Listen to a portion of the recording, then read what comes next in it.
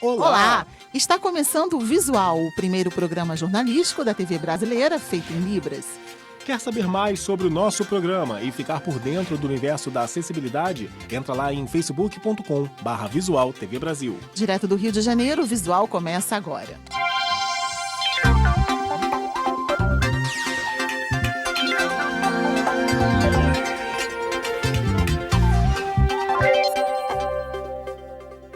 85 hospitais e quase 16 mil leitos psiquiátricos públicos foram fechados nos últimos 11 anos. De acordo com o levantamento que foi feito pelo Conselho Federal de Medicina. Cláudia, para o Conselho, isso é uma consequência da lei da reforma psiquiátrica. Jonatas, ela prevê a substituição dos atendimentos em hospitais especializados pela assistência familiar e comunitária. Além de mais vagas no programa do governo federal Volta para Casa. A portaria retoma a reforma proposta pela Lei 10.216 de 2001, que garante os direitos e a proteção das pessoas portadoras de transtornos mentais. Na prática, diminui o número de leitos em hospitais psiquiátricos e cria meios alternativos, como atendimentos nos centros de atenção psicossociais, residências terapêuticas e vagas no programa Volta para Casa. Nós precisaríamos de mais CAPs especializados na parte psiquiátrica, parte de transtorno mental, nós precisamos de CAPs infantil, nós precisamos de mais residências terapêuticas. Estimativas do Ministério da Saúde apontam que 3% da população sofre de transtornos mentais graves, 6% tem problemas mentais decorrentes do uso de álcool e outras drogas e 12% vão necessitar em algum momento da vida de atendimento de saúde mental. Um levantamento do Conselho Federal de Medicina aponta que em 11 anos, o Brasil perdeu quase 16 mil leitos de internação psiquiátrica para atendimento de pacientes no âmbito da rede pública, uma queda de cerca de 40%. Nós, infelizmente, não temos uma rede que possa garantir assistência, por exemplo, numa unidade de pronto atendimento, no hospital da criança, no hospital universitário, que faça um atendimento que a pessoa passe o tempo de internação menor do que passa aqui neste hospital, que passa nas clínicas especializadas. Segundo este psiquiatra, os CAPs não possuem cobertura suficiente para acolher pacientes graves. Nós temos a menor dotação orçamentária em saúde pública destinada para os atendimentos psiquiátricos. Então é insuficiente, além de um contingenciamento gigantesco das verbas destinadas para melhorar essa assistência. Em nota, o Ministério da Saúde afirmou que a reforma psiquiátrica prevê um tratamento que inclui o não isolamento, ou seja, eliminar gradualmente a internação como forma de diminuir a exclusão social dos pacientes. Ainda, segundo o Ministério, o governo investiu 1 bilhão e 3 milhões de reais em todos os serviços da saúde mental no ano passado. Um estudo traçou o perfil dos motoristas profissionais urbanos no Brasil. O levantamento revelou que o estresse e a violência são os problemas que mais atingem a categoria. Jonatas, e mesmo assim, 70% deles não pensam em trocar de profissão. Eles chegam a rodar 200 quilômetros por dia, em jornadas de trabalho que quase sempre ultrapassam o que foi acordado em convenções coletivas. De acordo com o sindicato da categoria, até 30% dos motoristas já foram afastados por conta da rotina estressante. O problema da mobilidade urbana, né? O trânsito não anda. O problema até da perspectiva de você sair para trabalhar e não ter uma condição de prever um horário que você vai estar com a sua família. Porque você sai prevendo que vai trabalhar 7 horas e acaba trabalhando 11, 12 horas, porque o trânsito não permite isso.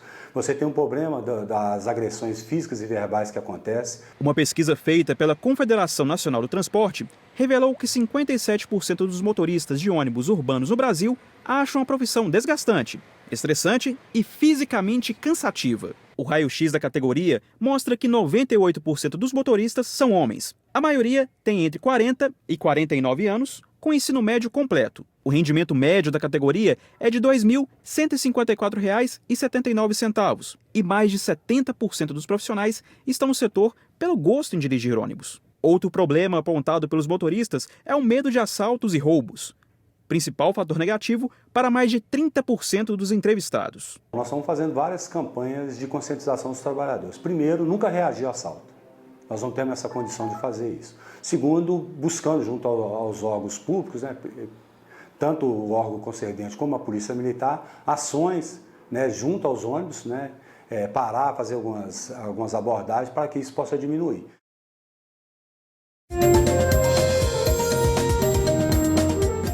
O Reino Unido continua na busca por suspeitos e investiga os motivos por trás do ataque terrorista que deixou 4 mortos e dezenas de feridos na quarta-feira. 8 pessoas foram presas suspeitas de ligação com o ataque, mas o chefe da unidade antiterror da Scotland Yard acredita que o agressor agiu sozinho. Simpatizante do grupo terrorista Estado Islâmico, Khalid Massoud tinha 52 anos e era britânico. Ele já havia sido investigado por suas visões extremistas. Uma animação feita pela agência Reuters mostra o que aconteceu. O homem atropelou um grupo de pessoas na calçada da ponte de Westminster. Em seguida, jogou o carro contra a grade do parlamento. A pé, ele invadiu a área restrita do prédio e matou um policial usando uma faca. Ele foi morto a tiros por outros policiais. Os feridos de 11 nacionalidades receberam os primeiros atendimentos ainda no local, um dos principais pontos turísticos de Londres. Esta semana, em mais uma medida de veto contra países muçulmanos, os Estados Unidos vão proibir objetos eletrônicos dentro de aviões. Segundo o Departamento de Segurança americano, laptops, tablets, câmeras e jogos eletrônicos podem esconder bombas dentro dos voos internacionais. Por isso, 9 companhias aéreas vão banir esses dispositivos de dentro dos aviões. As companhias escolhidas operam em 10 aeroportos e vêm de países de maioria muçulmana, como a Jordânia, a Arábia Saudita e o Catar.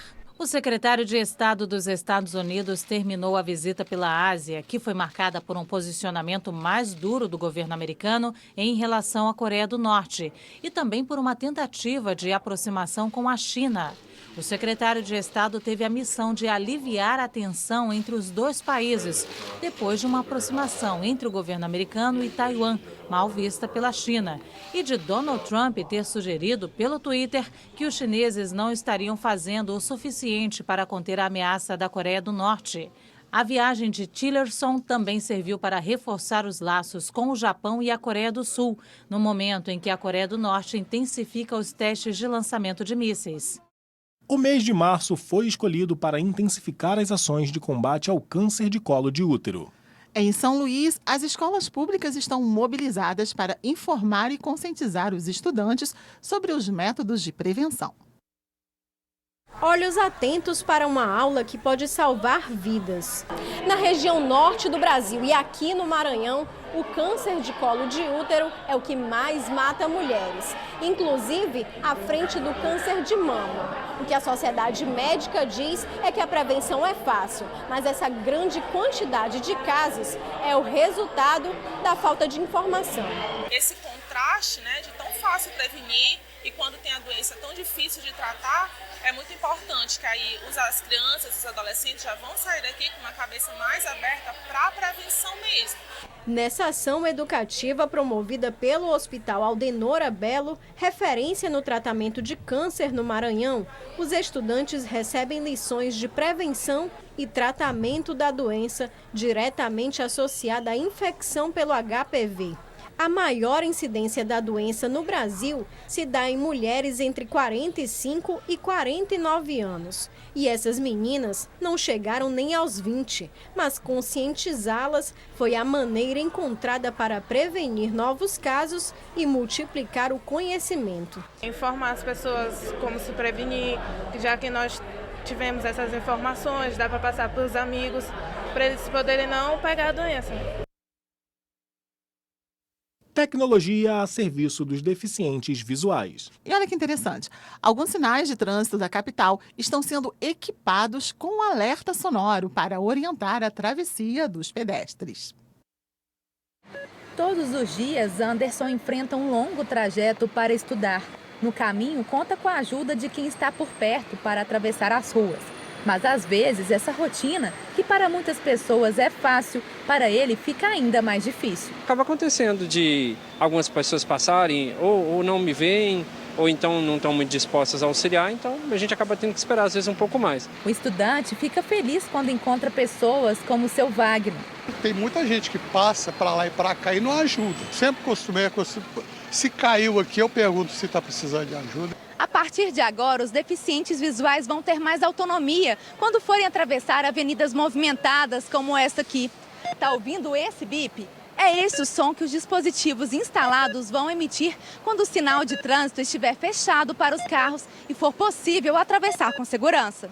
À medida que o tempo for passando, o bip vai ficando mais rápido para avisar que a travessia está chegando ao fim. A ausência do som indica que o pedestre não deve atravessar a rua.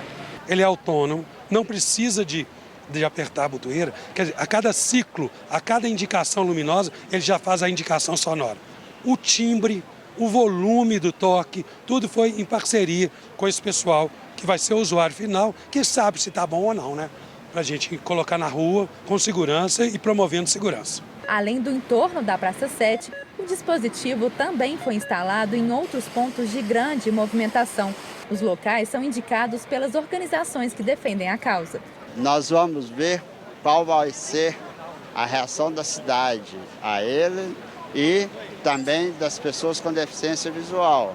Então, o volume pode ser modificado, os sons poderão ser modificados. Anderson aprovou o avanço e acredita que medidas como essa só vão funcionar plenamente se a população for mais consciente. Isso não resolve a educação no trânsito. Então é sempre bom prestar atenção nos sons, mas também no movimento dos carros, que é o que a gente já faz naturalmente, né? Para poder ter uma travessia com mais segurança e com mais noção do que está acontecendo.